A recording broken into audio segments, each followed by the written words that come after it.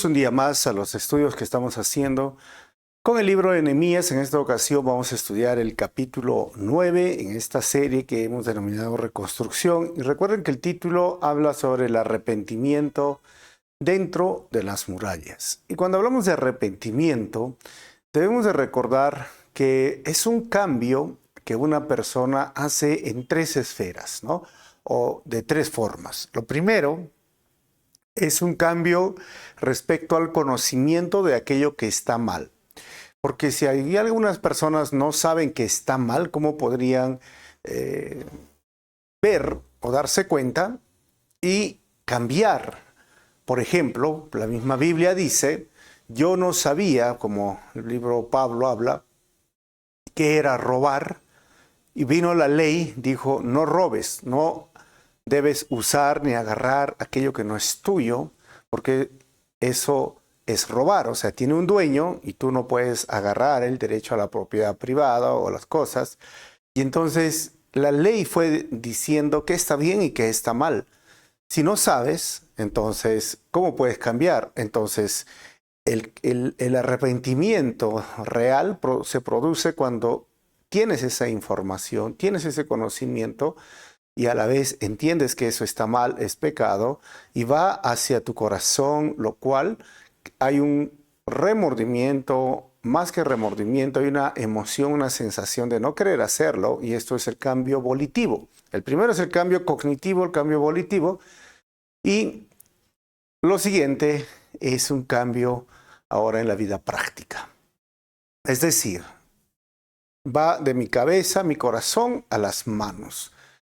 Mis pies, o sea, yo tengo que cambiar de dirección, yo tengo que cambiar la manera de que las cosas que estoy haciendo, a donde yo vaya, que es pecaminoso, tengo que cambiar, y aún lo que yo hablo, lo que yo vea, porque ese es el arrepentimiento. ¿Y cómo fue este arrepentimiento dentro de las murallas? Dice el capítulo 9, voy a leer el versículo 1, recuerden que yo uso la NTV, el 31 de octubre el pueblo volvió a reunirse en asamblea. Y esta vez ayunaron, se vistieron de tela áspera y se echaron polvo sobre la cabeza. Los de ascendencia israelita se separaron de todos los extranjeros para confesar sus propios pecados y los pecados de sus antepasados.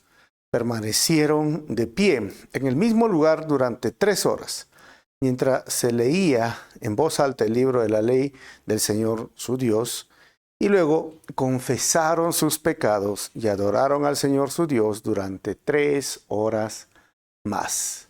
Entonces, esto es algo que vamos a estudiar y vamos a orar y luego continuamos. Padre, quiero darte gracias por este día, gracias por tu palabra y gracias por la oportunidad que tenemos de acercarnos ante tu presencia. Háblanos a través de este capítulo y usa mi vida para compartir tu palabra en esta hora. Pido esto en tu nombre, Jesús. Amén. Muy bien, entonces bienvenidos, todos estamos estudiando el capítulo 9 respecto a esta serie de reconstrucción y el título general va a hablar acerca del arrepentimiento dentro de las murallas. Recuerden que Israel o Judá ha pasado 70 años en Persia, en Media, y luego ha venido a Jerusalén después de 70 años y lo han hecho en 3 grupos. Entonces, ¿quién escribió el libro? Ya hemos hablado que fue Nehemías y a la vez también fue Esdras. Y también, ¿cuándo fue escrito? El año 445 antes de Cristo. Nehemías es el tercer grupo y ellos trabajan mucho en la reconstrucción de la muralla. Ellos hacen un plan, una estrategia frente a las amenazas externas e internas, y frente a las amenazas externas de enemigos, pues se ponen guardias mientras los demás trabajan, y los demás trabajan con una espada en la cintura por si los atacaban.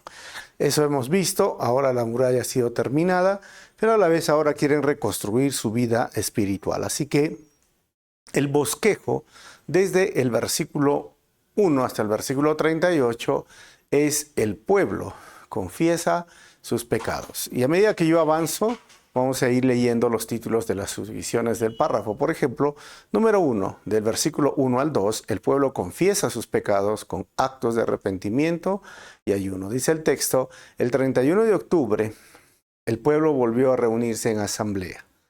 Y ojo que la NTV ha traducido de lo que es el mes de los judíos y el calendario lunar que ellos usaban.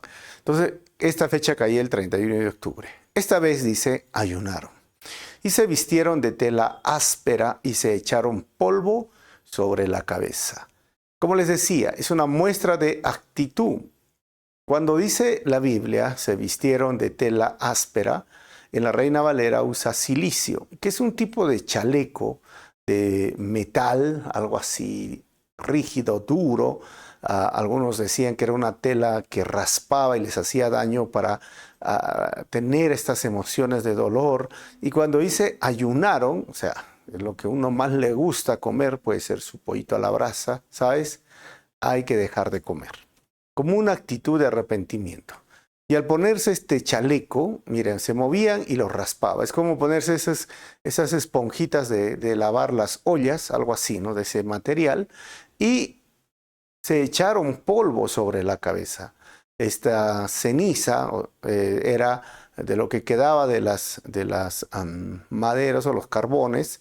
Y si tú alguna vez has usado esto, mira, es muy manchoso y muy sucio, pero ellos se echaban en la barba y la cabeza. Y esta era la actitud cultural que tenían para decir que están apenados. Ahora, ¿qué más dice el versículo 2? Los de ascendencia israelita se separaron de todos los extranjeros para confesar sus propios pecados y los pecados de sus antepasados. Otra vez, sus propios pecados, los pecados antepasados. Recuerden que el pecado se origina en el jardín del Edén. La serpiente tentó a Eva y desde ahí el corazón del ser humano se convirtió en simplemente una fábrica o máquina de hacer maldad. Vivimos en un mundo caído, tenemos una naturaleza caída y el pecado ha corrompido siempre al ser humano. Y hasta el día de hoy los judíos hacen duelo y hacen ayuno y es más, usan filacterías en sus manos y tienen el libro de la ley en la frente. Hasta el día de hoy tienen esta costumbre y sobre todo lo hacen de una forma visible. O sea, como les comentaba al principio, el arrepentimiento es un cambio cognitivo, volitivo y sobre todo de acción. O sea, ellos no solamente querían decir me arrepiento y lloro, ellos querían mostrar y toda esta forma de ceniza, de la tela áspera o este tipo de chaleco y sobre todo dejar de comer era algo dentro de la religión judía y la cultura judía, mostrar que realmente estaban dolidos, que realmente era un símbolo del duelo también en muchas ocasiones que se ve en la Biblia y que realmente sentían su dolor. No solamente decir perdóname, ¿no? O lo siento, sino era sentir realmente el dolor, la agonía, un poco de no comer y lágrimas y echarse, imagínense, sobre todo el cabello. Algunos decimos, no sé si has jugado alguna vez con la tierra, vienes así toda la cara deformada y el cabello también sucio y también pegajoso, ¿no? Entonces, esta era la forma de que ellos querían hacer. Y ¿sabes qué, hermano? Esto es importante que tienes que entender.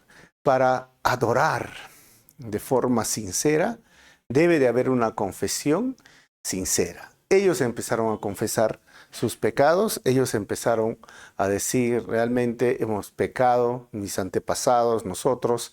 Así que empezaron a adorar al Señor, pero no puede haber adoración sincera sin confesión sincera.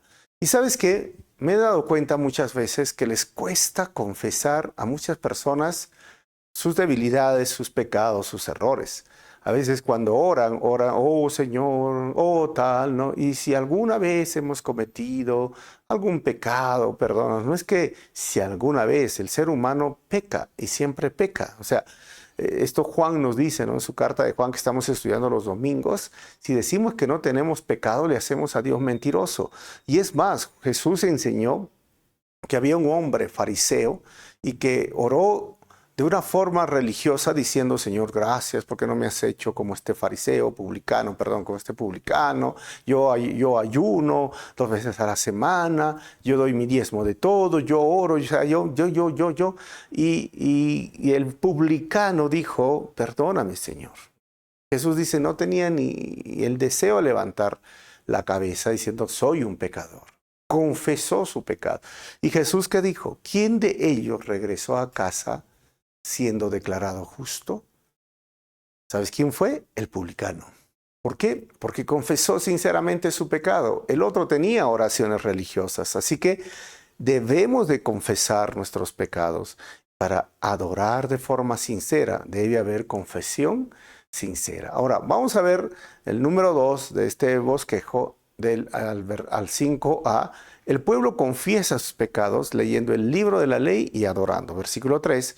Permanecieron de pie en el mismo lugar durante 3 horas, hermanos. 3 horas, no 40 minutos ni 1 hora. Y mientras les leía en voz alta el libro de la ley del Señor su Dios, luego confesaron otra vez sus pecados y adoraron al Señor su Dios durante 3 horas más. Miren, confesar pecados, adorar al Señor.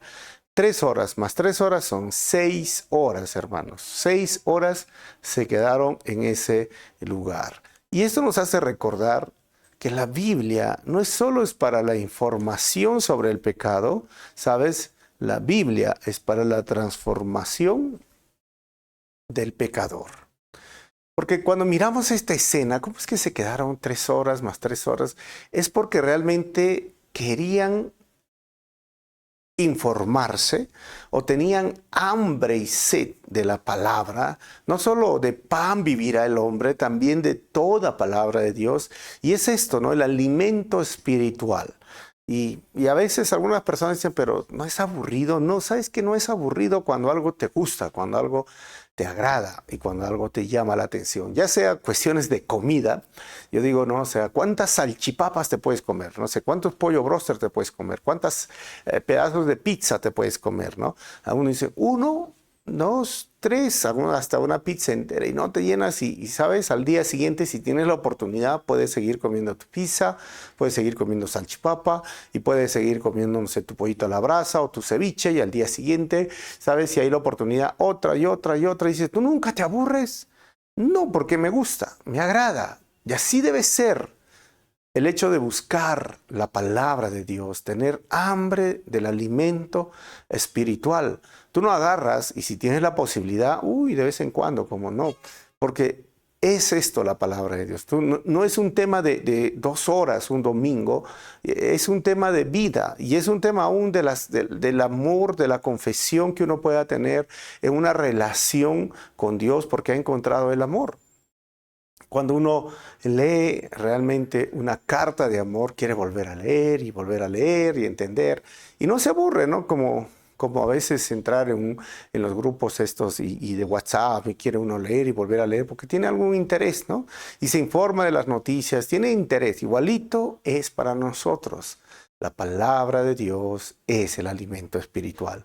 Dejar que la palabra de Dios te transforme. Pero no va a suceder si tú solo, mira, te informas cada domingo y un ratito, ¿no? Por unos 45 minutos y a veces algunos no aguantan ni 45 minutos, ya están a los 30, 15, ya están cansados, aburridos, ¿no? Entonces, la palabra de Dios no solo es para información, es para transformación de las personas y sobre todo del pecador. Y ahí estaban 3 horas. Y miren, el versículo 4 dice, los levitas, Jeshua, Bani, Cadmiel, Sebanías, Buni, Serabías, Bani y Kenani estuvieron de pie en la escalera de los levitas y aclamaron al Señor su Dios en voz alta. Y luego los jefes de los levitas, Jesúa, Cadmiel, Bani, Hasafnías, Serebías, Odías, Sebanías y Petaías llamaron al pueblo y le dijeron lo siguiente: levántense y alaben al Señor su Dios, porque Él vive desde la eternidad hasta la eternidad. ¿Qué les parece, hermanos? Levántense, alaben, el Dios es eterno. Así que para que haya una confesión sincera, mira, debe de haber conocimiento sobre quién es Dios y quién es el ser humano. Como lo muestra claramente estos versículos. ¿Quién es Dios? Él es Dios, es eterno. Dios es admirable, Dios es grande, Dios es santo. Mira, ¿y quién es el hombre? Infiel, pecador, una persona que sin Dios no es nada, no soy nadie, si Él no me salva, si Él no me rescata. O sea, realmente cuando voy a hacer una confesión sincera, yo solamente va a suceder esto cuando entienda quién es Dios. Por eso decía, tiene que haber información. Yo quisiera, dame 3 horas de conocimiento, información, dame otras 3 horas de información y conocimiento. Y así fue cuando ellos reconocieron que habían pecado. Y eso es lo que va a suceder. Ahora, del versículo 5b hasta el versículo 21, miren, vamos a ver, el pueblo confiesa sus pecados orando al Dios soberano que los sacó de Egipto. ¿Cómo cambia ahora la oración del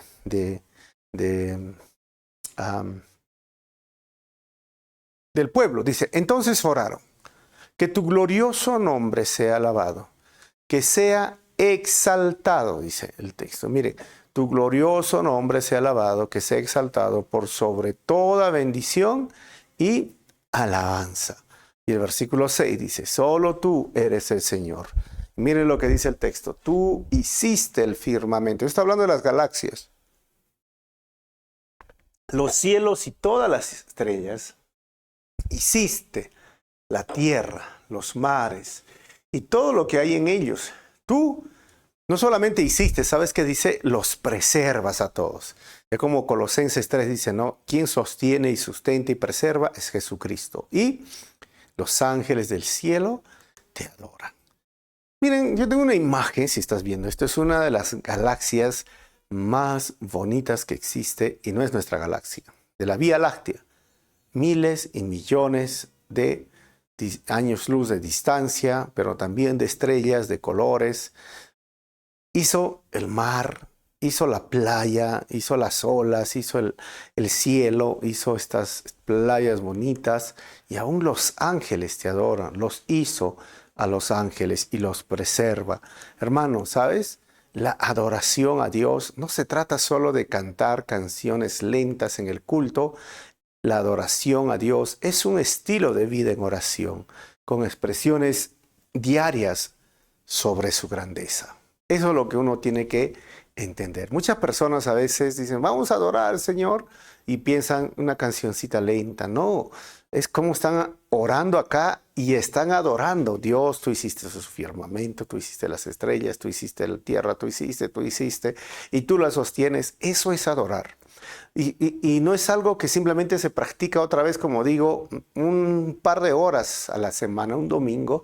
Esto es algo diario y continuo, es un estilo de vida. Y ahora, miren, el versículo 7 dice, eres el Señor Dios, quien eligió a Abraham y lo sacó de Ur de los Caldeos y le dio un nuevo nombre. ¿Saben cómo lo llamó? Abraham o Abraham. Le aumentó la H, que significaba Padre de naciones. 8. Cuando demostró ser fiel, hiciste un pacto con él para darle a él y a sus descendientes la tierra de los cananeos, de los hititas, de los amorreos, de los fereceos, de los jebuseos y de los gergeseos. Ya has cumplido lo que prometiste, porque tú siempre eres fiel a tu palabra. Entonces, esta oración empieza recordando, como dije, también el problema con sus antepasados y va desde Abraham. Abraham es el padre de los judíos, pero a la vez es interesante que el texto dice, tú hiciste un pacto con Abraham. Y ahí solamente me gustaría mencionar que cuando habla muchas veces el Dios de pacto, sí, Dios es un Dios de pacto y hay pactos que ha hecho en el Antiguo Testamento y el último que tenemos en el Nuevo Testamento es el pacto de la gracia. Pero sabes, el hombre no hace pactos con Dios. Es Dios haciendo pactos. Es Dios tomando la iniciativa. Dios llama a Noé a hacer un pacto. Dios llama a Abraham a hacer un pacto. Dios habla con David para hacer un pacto, inclusive el pacto edénico. O sea, tengamos mucho cuidado de esas formas hoy día de sacar dinero y decir, tú pacta con Dios. No encuentras hombres haciendo un pacto con Dios.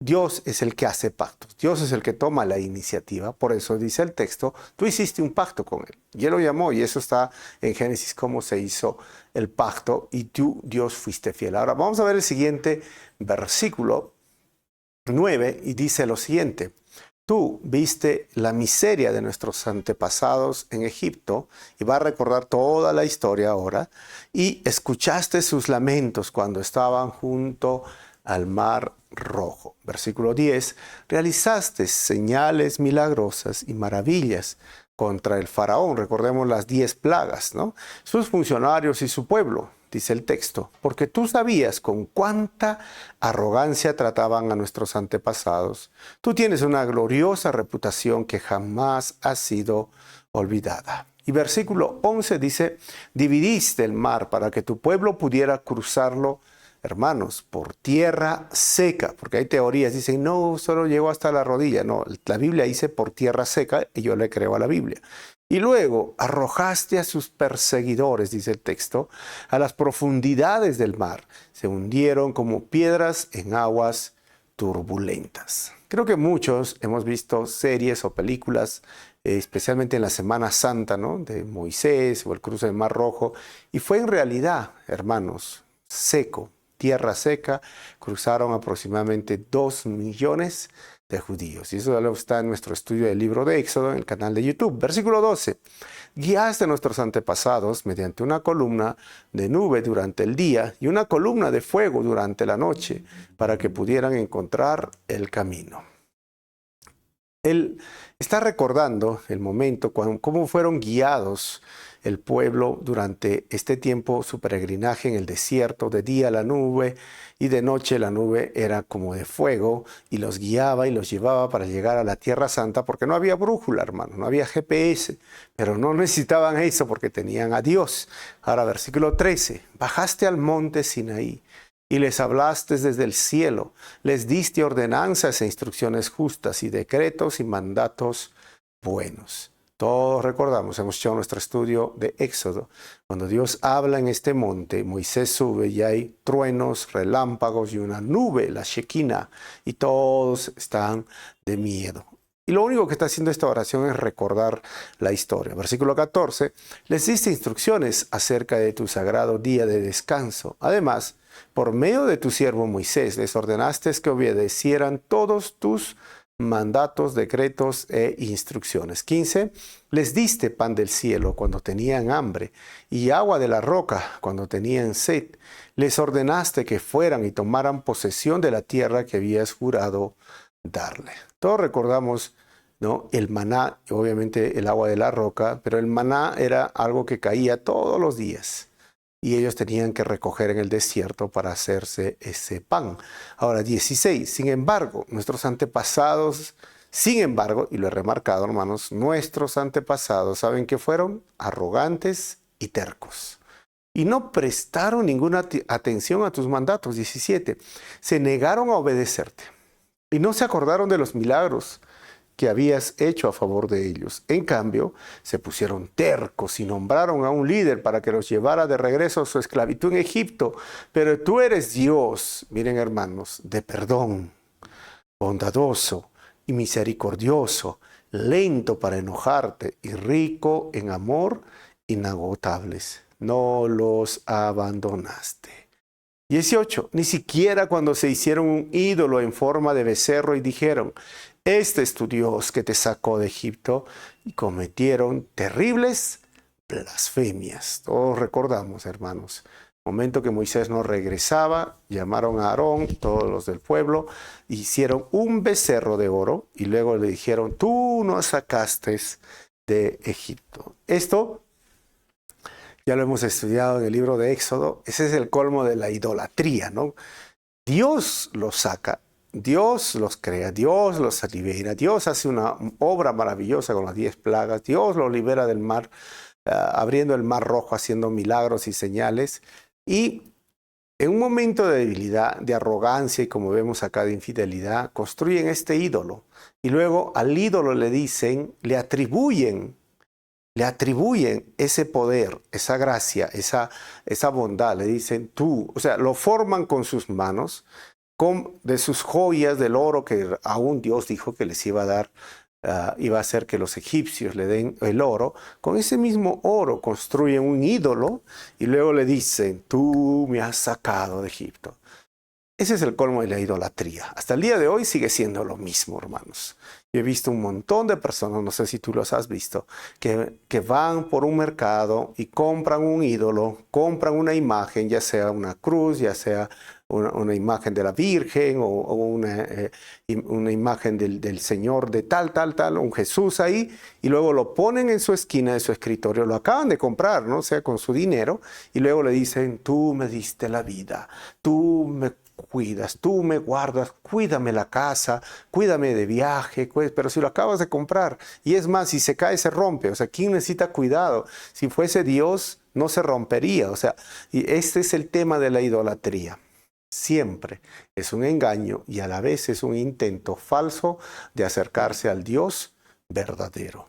Ellos fueron igual. Y sabes qué, hermano, tienes que entender muy bien lo que está hablando en esta oración. La grandeza y misericordia de Dios prevalecen frente a la debilidad y suciedad del ser humano. La oración dice, tú fuiste misericordioso. No los abandonaste a pesar de que ellos te abandonaron, ¿no? Pero así es Dios. Dios es grande y misericordioso. 19. Y en tu gran misericordia, otra vez, no los abandonaste para que murieran en el desierto. La columna de nube todavía los guiaba de día y la columna de fuego les mostraba el camino durante la noche. Versículo 20, enviaste tu buen espíritu para que les enseñara y no dejaste de alimentarlos con maná del cielo ni de darles agua para su sed. 21, durante 40 años, eso fue el tema, ¿no? 40 años los sustentaste en el desierto y nada les faltó. No se les desgastó la ropa, ni se les hincharon los pies. Entonces, si tú has tenido experiencia de hacer caminata en un lugar desértico o caminatas, ¿no? Esas de turismo, es bien cansado. Los zapatos, el calor, las piernas. Y el milagro es acá que no se desgastaron. No sé qué marca de sandalias usaron, si Nike, Adidas, no sé. Bueno, no había esas marcas, pero eran milagrosas, ¿no? Realmente, y sobre todo el cansancio no tenían. O sea, miren, esto es interesante lo que esta oración nos muestra, ¿no? Que a pesar de nuestras fallas, orgullo y terquedad, Dios siempre está dispuesto a perdonarnos y su Espíritu siempre está listo para instruirnos. ¿Cuándo? Nos arrepentimos.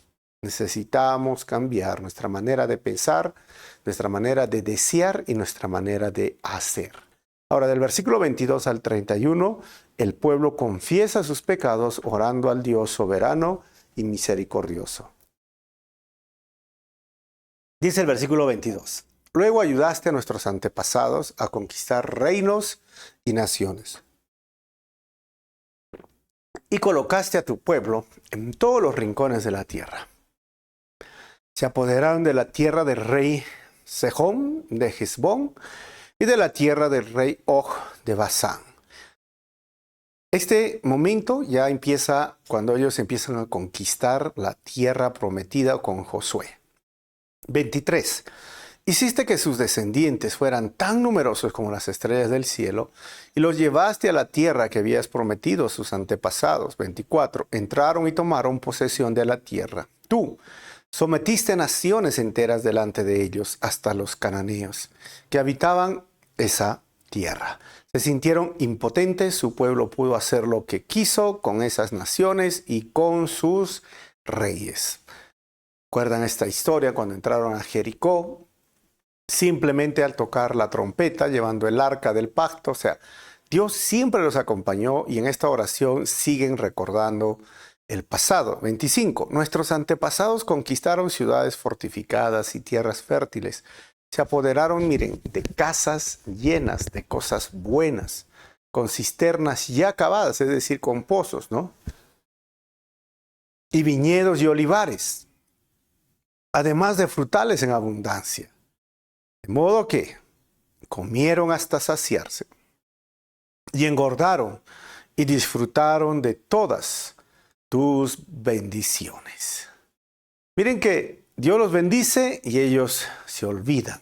Por eso, el Proverbios capítulo 30, versículos 7 al 9, el escritor de este Proverbios dice: oh Dios, te ruego dos favores. Concédemelo antes de que muera. Primero, ayúdame a no mentir jamás. Segundo, no me des pobreza ni riqueza. Dame solo lo suficiente para satisfacer mis necesidades. Y el versículo 9 dice: pues si me hago rico, podría negarte y decir, ¿quién es el Señor? Y si soy demasiado pobre, podría robar y así ofender al santo nombre de Dios. Curiosamente se ve la maldad, como les digo, ¿no? La maldad del ser humano. ¿Cómo se está viendo aún del pueblo de Dios? Dios les da el poder para ir y derrumbar esas murallas de Jericó, atacar a esos pueblos, conquistar la tierra, y no tenían que cavar, como decimos, agua, sus pozos, que esto era muy fundamental en esa cultura, viñedos para que puedan producir el vino, los olivares para el aceite de olivo. O sea, era como ya estaba todo hecho y simplemente entraban, conquistaban y era de ellos. ¿Y qué pasó? Con tremenda bendición lo volvieron, ¿sabes?, en su perdición.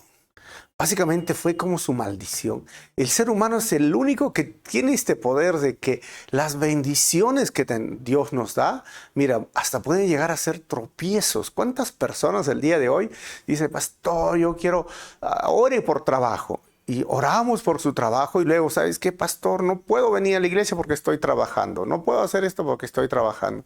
Algunos dicen, Señor, oro por una pareja para que me case. Y se casan y luego, ¿sabe? Tenemos planes, tenemos esto y tenemos tan ocupados con mi pareja que no tenemos tiempo para servir al Señor, para ir a la iglesia. O sea, muchas veces las bendiciones que Dios nos da, el ser humano las transforma en su perdición, de la bendición a su perdición, y lo peor, que puede llegar a ser una maldición, ¿sabes? Miren, vamos a ver el versículo 26, dice, sin embargo, dice el texto, a pesar de todo esto, fueron desobedientes y se rebelaron contra ti. Comieron, bebieron, se desobedecen, se rebelan.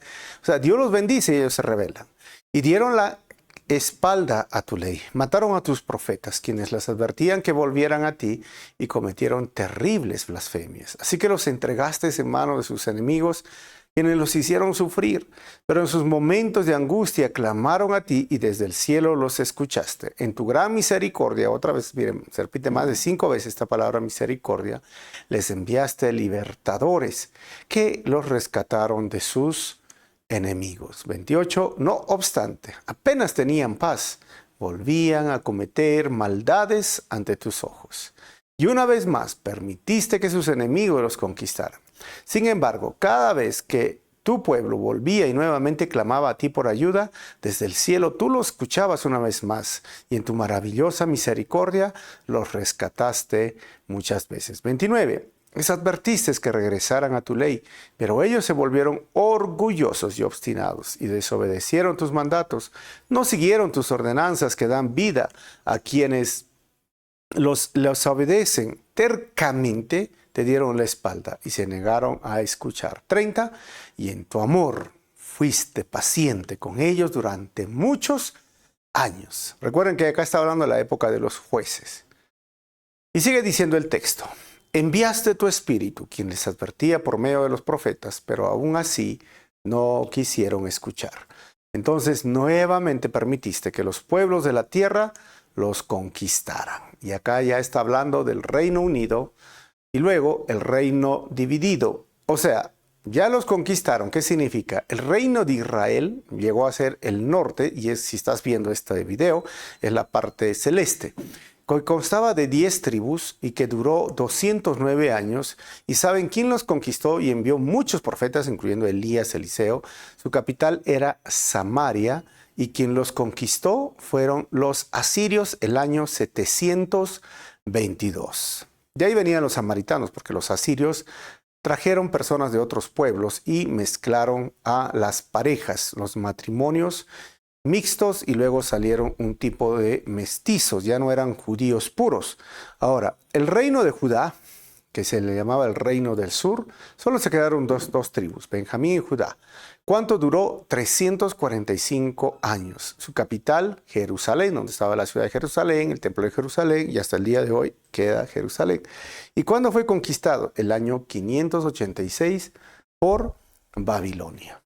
Si estás viendo esto, es la parte amarilla, y ahí está la flechita, pero sabes, si no lo estás viendo y solamente estás escuchando, el reino del norte duró menos. ¿Sabes por qué? Porque de los 19 a 20 reyes, mira, eran crueles, eran malos, idólatras, terribles. En cambio, el reino del sur todavía se salvaron, como Josafat, como Josías, muchos otros reyes, pero igual, lo que está haciendo esta oración es repasar toda la historia desde Abraham hasta el momento que están ahora en Babilonia, y lo está haciendo de una manera rápida, como decimos, panorama del Antiguo Testamento. Ahora, ¿qué pasó? Versículo 31 dice: pero en tu gran misericordia no los destruiste por completo ni los abandonaste para siempre. ¿Qué Dios tan bondadoso y misericordioso eres tú?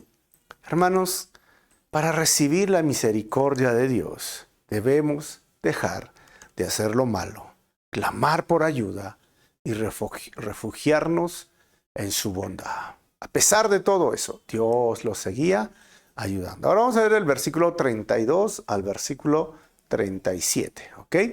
Dice: el pueblo confiesa sus pecados orando al Dios del pacto. Versículo 32. Ahora, Dios nuestro, Dios grande, poderoso y temible, que cumple su pacto de amor inagotable. No permitas que todas las privaciones que hemos sufrido te parezcan insignificantes. Grandes dificultades cayeron sobre nosotros. Nuestros reyes, nuestros líderes, nuestros sacerdotes, nuestros profetas y nuestros antepasados, todo tu pueblo. Desde los días cuando los reyes de Asiria por primera vez nos vencieron hasta el día de hoy. Versículo 33. Cada vez que nos castigaste, actuaste con justicia. Mira, esa es una confesión. No es que Dios fue injusto. Hemos pecado grandemente y nos diste solo lo que merecíamos.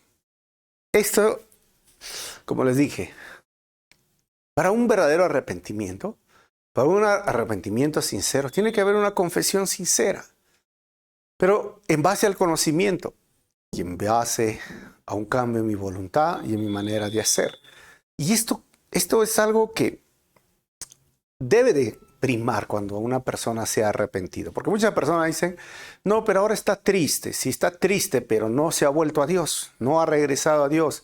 ¿Por qué? Porque aún viendo las consecuencias de sus pecados, aquella persona que se ha arrepentido y está confesando sus pecados, ¿sabes qué dice? Tú, sí, pusiste disciplina. Sí, nos castigaste, pero fue justo. Actuaste en tu justicia. No es: oh Señor, ¿por qué me están pasando estas cosas? Oh Señor, algo seguramente me está pasando porque tú eres injusto. No es así. O sea, reconoce su necesidad, su miseria humana, su pobreza espiritual y le pide misericordia de Dios. Acepta la justicia, la disciplina de parte de Dios. ¿Y qué pasó? El versículo 34 dice: nuestros reyes, líderes, sacerdotes y antepasados no obedecieron tu ley, ni prestaron atención a las advertencias de tus mandatos y leyes.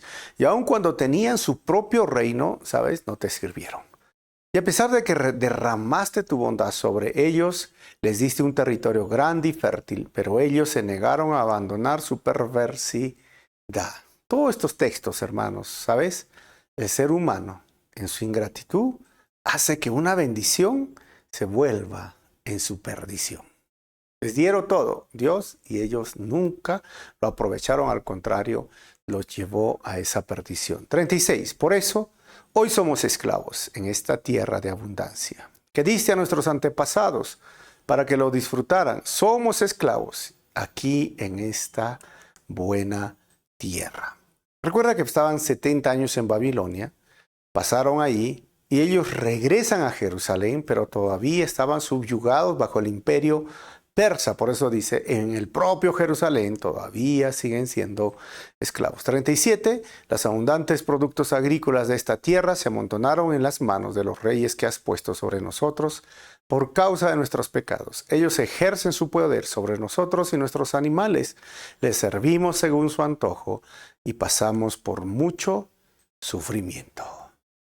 Vamos a terminar con el versículo 38. El pueblo confiesa sus pecados y responde haciendo un escrito. Entonces, dice el texto, el pueblo respondió, en vista de todo esto, hacemos una promesa solemne y la ponemos por escrito. En este documento sellado están los nombres de nuestros líderes, levitas y sacerdotes. Así que, después de esa oración, ellos empiezan a hacer un documento. ¿Quieres saber qué va a venir en ese documento escrito como un pacto? La próxima semana, a la misma hora, o en el siguiente estudio, vamos a desarrollar, porque ese es el capítulo 10 y el capítulo 11. Así que vamos a terminar con 4 conclusiones. Primero, lo que hemos visto en este estudio. No se puede adorar a Dios de forma sincera sin hacer una confesión sincera. Número 2. Cuanto más crece tu conocimiento de Dios, crece más tu calidad o cantidad de confesión y arrepentimiento. Esto es claro. Cuanto más conoces a Dios, te das cuenta qué tan pecador eres. Aquellas personas que dicen, yo no peco, no conocen la santidad de Dios. Y tercero, al final de cada día, solo prevalecen la fidelidad de Dios y su misericordia frente a la infidelidad y debilidad de su pueblo. El número 4, lo que hemos visto el día de hoy, es que somos tan malos que algunas veces las bendiciones de Dios las convertimos en un obstáculo para tener comunión con Dios. Así que cuídate, hermano. Dios es bondadoso, Dios es misericordioso. Si no fuese la misericordia de Dios, ni tú ni yo estaríamos en este día. Pero sus bondades, su amor, su gracia están presentes cada día. Y si Dios te da, recíbelo, disfrútalo, pero nunca olvides que Dios siempre es el primer lugar en tu vida. A veces las personas ponen una relación de pareja, una persona, un trabajo, el dinero, hasta los hijos y los hobbies como primer lugar. Eso es un error. Así como Dios dio, dijo Job, también Dios quitó. Así que tengamos mucho cuidado, hermanos, porque al que Dios ama, disciplina. Al hijo lo ama y lo disciplina. Es interesante, ¿no? Porque uno dice, mira, si te portas bien, Dios te va a bendecir y porque Dios te ama, ¿sabes? La Biblia dice, al que Dios ama, disciplina. No dice, al que Dios ama y lo va a llenar de bendiciones. No, lo disciplina. Que no oramos. Le decimos, Señor, haznos ver siempre. Como leíamos el Proverbios, ¿no? No me des más ni me des menos. Realmente estemos enfocados en la obra de Dios, en la obra y la misericordia de nuestro Señor. Vamos a orar. Padre, te doy gracias en este momento. Gracias por este estudio.